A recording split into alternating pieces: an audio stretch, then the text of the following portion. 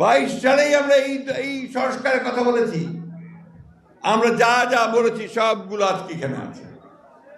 সুতরাং এই সংস্কার দিয়ে আবার আমাদেরকে প্রশ্ন করে অনেকে, আপনার কি সংস্কারের পক্ষে না বিপক্ষে? এটা তো আমারই সন্তান, আমি তো তার জন্য প্রাণ দিতে পারি।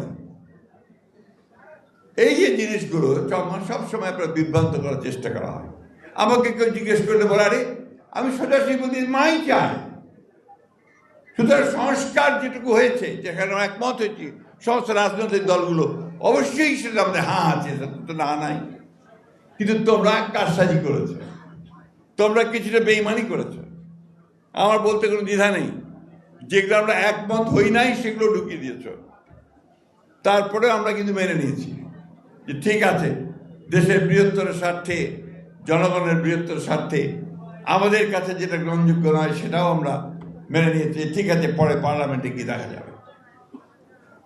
আমি যে কথাটা বলতে চাই যে আজকে একটা অর্কেস্ট্রেট একটা প্রচারণা, পরিকল্পিতভাবে একটা প্রচারণা হচ্ছে বিএনপির বিরুদ্ধে। কারণ বিএনপি তো এখন ওদের সবচেয়ে বড় শত্রু। কারণ নির্বাচন হলে বিএনপি ল্যান্ডস্লাইড ভিক্টরি পাবে। এই ল্যান্ডস্লাইড ভিক্টরি বিএনপি পাবে, সেই কারণে শুরু হয়েছে। আর সবচেয়ে বেশি দুষ্টামিগুলো কারা করছে? যারা অতীতে বাংলাদেশকে স্বীকার করে নাই, যারা বাংলাদেশের স্বাধীনতাতে বিশ্বাসই করে নাই।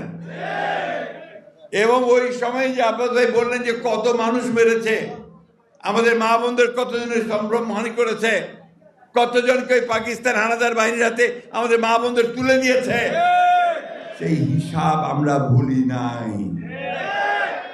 তারপরেও আমরা মনে করি যে রাজনীতি করছেন, রাজনীতি করেন সিধা রাস্তায় করেন।